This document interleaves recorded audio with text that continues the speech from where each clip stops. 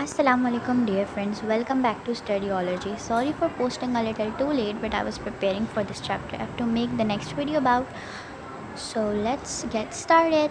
तो आज हम करने जा रहे हैं चैप्टर नंबर 2 काइनेमैटिक्स के मल्टीपल चॉइस क्वेश्चंस। मैंने सोचा था कि मैं एक्सप्लेनेशन भी दे दूँगी, बट मैंने जब खुद सर्च किया यूट्यूब पे तो मैंने देखा कि वहाँ पे तो बहुत सारी जो है वो यूट्यूब्स पे जो है वो वीडियोस हैं जिनके जो एक्सप्लेनेशंस प्रोवाइड कर रहे हैं। तो मैंने सोचा कि क्यों ना और मैंने अपने पेपर्स में जब अक्सर जो है यूट्यूब पे सर्च कर रहे हैं कुछ क्वेश्चंस यूट्यूब पे सॉल्व करने के लिए जो कि प्रैक्टिस क्वेश्चन है, तो मुझे मिलते ही नहीं थे हर जगह, बस एक्सप्लेनेशन। तो मैंने सोचा मैं खुद ये चैप्टर 2 काइनेमैटिक्स और बाकी सारे चैप्टर्स की प्रैक्टिस क्वेश्चंस की वीडियोस डाल देती हूँ। फ़िलहाल हम करेंगे multiple choice questions for this chapter. तो हम सबसे पहले स्टार्ट करते हैं। इसमें टोटल 34 क्वेश्चंस है जो अभी हम इस वीडियो में करने वाले हैं in the next 15 to 10 minutes. तो let's get started. I will try my best to provide explanation for the each, but before getting started, please like, subscribe and follow this account to the people you love and you want them to pass the exams. वैसे चाहते तो नहीं होंगे, but friends तो friends होते हैं ना। अगर लड़के देख रहे होंगे तो वो तो ज़रूर शेयर करेंगे, क्योंकि लड़कों की तो दोस्ती लड़कियों से ज़्यादा स्ट्रॉन्ग होती है ना। खैर, लेट्स स्टार्ट।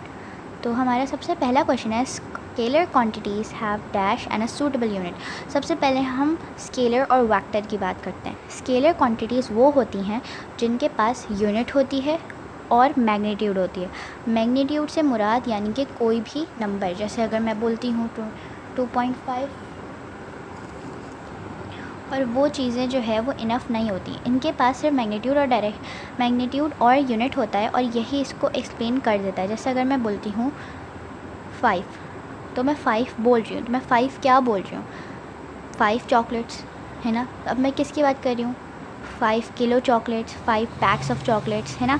तो इन सब के यूनिट्स चाहिए होते हैं। मुझे एक्सप्लेनेशन 5 चॉकलेट्स में पैक्स चाहिए, बार्स चाहिए, क्या चाहिए, कुछ तो बताऊँगी ना। तो वो एक्सप्लेन करने के लिए हम स्केलर क्वांटिटीज़ यूज़ करते हैं। लेकिन अब मैं ये तो नहीं बोल सकती ना कि 5 चॉकलेट्स इन द वेस्ट, ऐसे तो नहीं बोलेंगे 5 चॉकलेट्स टू वेस्ट। कोई डायरेक्शन को चल थोड़ा ही रहे। उसमें वेक्टर क्वांटिटीज़ होती है जिनको मैग्नीट्यूड कहते हैं नंबर को, यूनिट उसके आगे जो लगता है, और डायरेक्शन भी होती है वेक्टर क्वांटिटीज़ में। जैसे कि हम बात कर सकते हैं टाइम, स्केलर क्वांटिटी होता है, क्योंकि टाइम में अगर कोई डायरेक्शन थोड़ी चाहिए होती है, टाइम हम ये थोड़ी बोलते हैं कि कोई आपसे पूछो टाइम क्या हो रहा है, आप बोलो 5 PM टू वेस्ट, ऐसा तो नहीं होता ना। तो इस वजह से। और लेकिन वेक्टर क्वांटिटी अगर हम आपसे ये पूछते हैं कि फ़ोर्स क्या है, फ़ोर्स वेक्टर क्वांटिटी है, तो वेक्टर क्वांटिटी हम ये बताते हैं, फ़ोर्स की डायरेक्शन हम भी फ़ोर्स की डायरेक्शन भी शो करते हैं हम उसके साथ साथ। तो अब कि 5 and to the west, to the east, to the south, to the north, to the south west. तो अब हम बात करेंगे first question, scalar quantities have a magnitude and a suitable unit. It would be magnitude. Vector quantities have dash along with magnitude and unit. Vector quantities have direction. Which one is a vector quantity? Mass को हम ये नहीं कहते कि to the west, to the east. Mass is just our amount of things in our body. Time भी हम ऐसे नहीं बोलते, टेम्परेचर भी हम नहीं बोलते। तो wait, which one is a scalar quantity? Time, force, velocity, acceleration. It's obviously velocity. And am I wrong और right? Obviously I am wrong. Force has a direction. Velocity and acceleration both have directions. That's why these are called vector quantities. The correct answer is time. Distance is a dash quantity. Distance is a scalar quantity. Oh, distance. Okay, I'm not even able to see because of the camera. What is the SI unit of acceleration? It's meter per second minus 1, ms minus 2, Newton meters, or m2s. Obviously B. What is the SI unit of velocity? It's meter per second, or you can write it ms minus 1. Shortest distance between 2 points is called distance, speed, displacement, velocity. Distance, speed. Speed is not a distance. Velocity is not a distance, it's the synonym for the speed but has a direction. Distance is not also because it's they are asking the distance, so it's the displacement. The longest distance between 2 points, you can indirectly say that it was distance, but the shortest distance possible is called displacement. The branch of physics which is related with the study of motion of objects is called what it is? Mechanics. Definition of the mechanics is the branch of physics which deals with the laws of motion and gravitation. The branch of mechanics which deals with motion of objects without reference of force which cause motion is called kinematics, because this is what the chapter we are learning about. All objects in universe are in motion.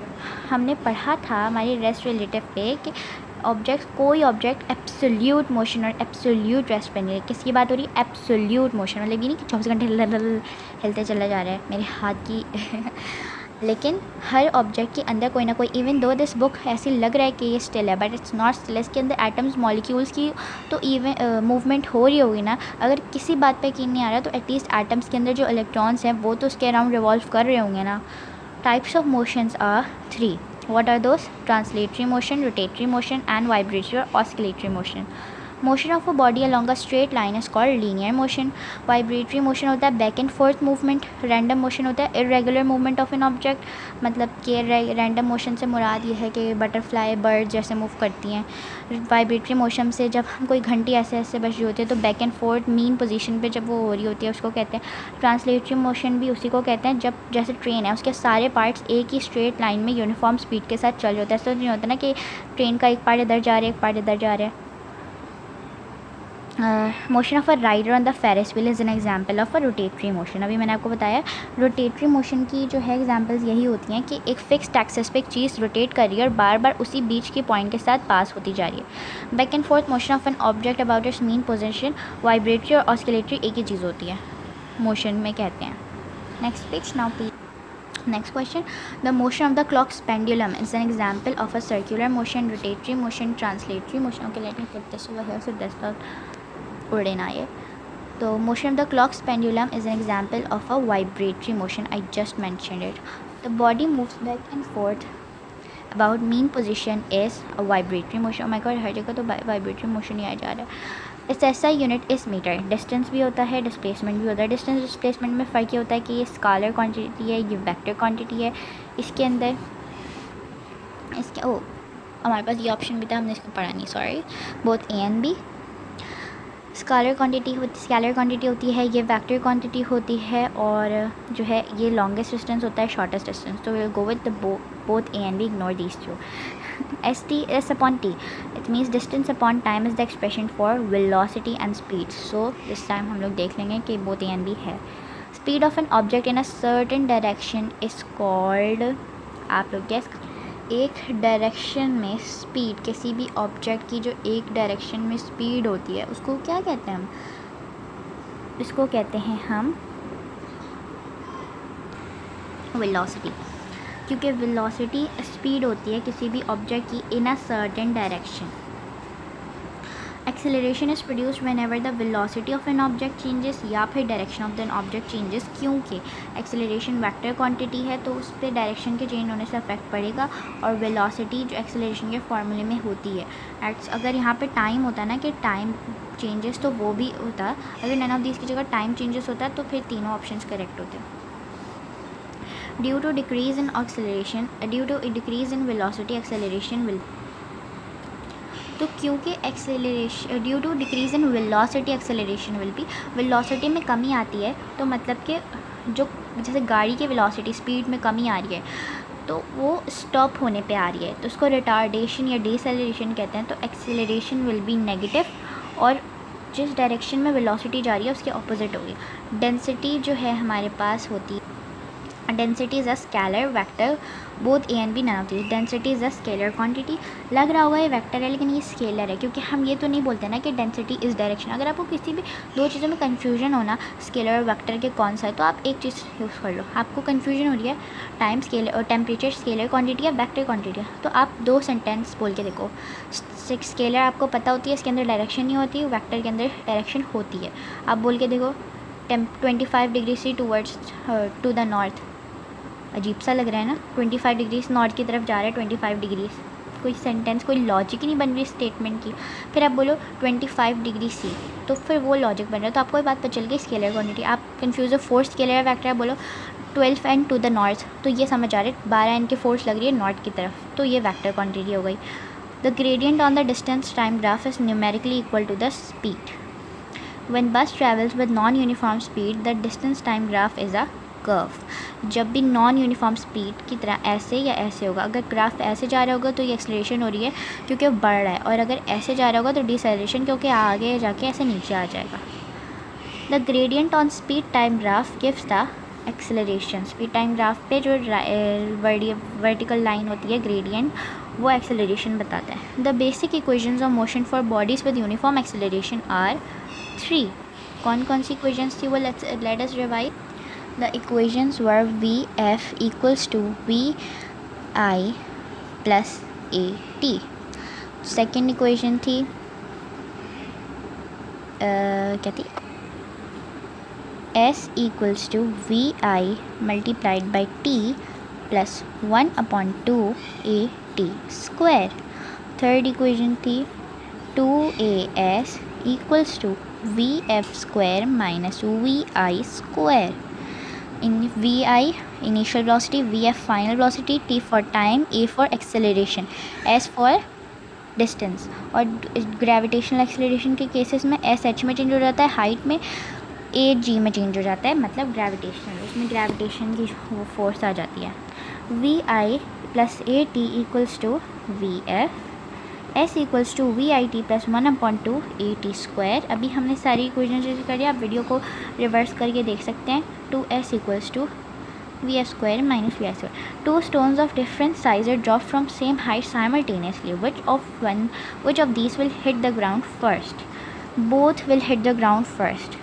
वैसे असूलन अगर air resistance होगी तो heavier, अगर mentioned होगा कि air resistance के accordingly, तो heavier stone जो है होगा, क्योंकि एयर रेजिस्टेंस की वजह से लाइटर स्टोन को थोड़ा सा जो है ना वो इफेक्ट पड़ेगा। लेकिन both hit the ground at the same time, क्योंकि हमारे पास मीडियम नहीं है कोई मेंशन।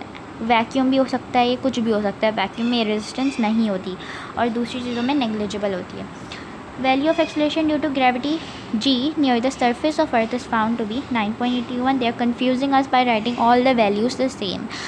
तो हम लोगों को पता होना चाहिए कि 9.81 मीटर सेकंड स्क्वायर है। ये मीटर सेकंड स्क्वायर नहीं है, ये मीटर पर सेकंड स्क्वायर नहीं है, मीटर पर सेकंड स्क्वायर ये है। तो हम इसको करेंगे, ये 2 नहीं लिखा हुआ, अगर वो 2 सिर्फ होना करता है तो ये ऐसे करके लिखा जाता है, मीटर पर सेकंड 2। ये भी एक्सेलरेशन की ही वो है, लेकिन अगर इसमें से स्लैश हटा दे बीच में से तो ये ऐसा लिखा जाएगा -2 लगा के। Gravitational acceleration is negative for the objects moving. बताएं अगर नीचे जा रहा होता है, हमारी जो फोर्स है ग्रेविटेशन हमें किधर अट्रैक्ट करती है, हमें नीचे की तरफ अट्रैक्ट करती है ना, डाउनवर्ड्स अट्रैक्ट करती है। ऐसा तो ग्रेविटेशन अगर ऊपर अट्रैक्ट करती होती तो हम लोग आसमान पे खड़े हुए होते, ऐसा तो नहीं है। तो इसलिए जिस डायरेक्शन में हम जा रहे हैं, कोई बॉल हम फेंकेंगे तो वो नीचे गिरेगी, तो हम पॉजिटिव लेते हैं नीचे की डायरेक्शन को, और नेगेटिव लेंगे अगर ऊपर जा रही है, क्योंकि ऊपर जाते हुए नेगेटिव इसीलिए लिया जाएगा क्योंकि वो अपोजिट डायरेक्शन में जा रही है। ग्रेविटेशन हमें नीचे खींच रही है और जो वो है ग्रेविटेशन हमें नीचे खींच रही है, ग्रेविटेशनल अट्रैक्शन, लेकिन ऑब्जेक्ट ऊपर जा रहे हैं, हम उसे टॉस करते हैं, हम उसे ऊपर फेंकते हैं तो वो ऊपर जा रहा है, तो वो इस वजह से उस सूरत में नेगेटिव होगी। लेकिन अगर हम एक ऑब्जेक्ट को छोड़ेंगे तो वो नीचे गिरेगी। इस बात से भी ये साबित होता है कि वो नेगेटिव अट्रैक्शन नहीं होगी और पॉजिटिव अट्रैक्शन होगी अगर वो नीचे जा रही है तो, और ऊपर जाती हुई अपवर्ड अट्रैक्शन होगी। तो negative is for objects moving upwards. Thank you, this was my today's video. I hope you like this all video. And अगर आप लोग कोई और चीज़ समझनी हो, कोई क्वेरी, अगर आप लोग चाहते हैं कि मैं ये वाले क्वेश्चंस भी थोड़े से समझा दूँ तो आप लोग प्लीज़ मुझे बताएगा। ये बहुत सारा ये क्वेश्चंस है लॉन्ग शॉर्ट, तो मैं आप लोग को वो भी एक्सप्लेन कर दूँगी इंशाल्लाह ताला। मेरी दुआ में याद रखिएगा और दुआ करेगा कि मेरे बोर्ड्स भी बहुत अच्छे निकल जाएँ। Thank you so much. अल्लाह हाफ़िज़ गाइस।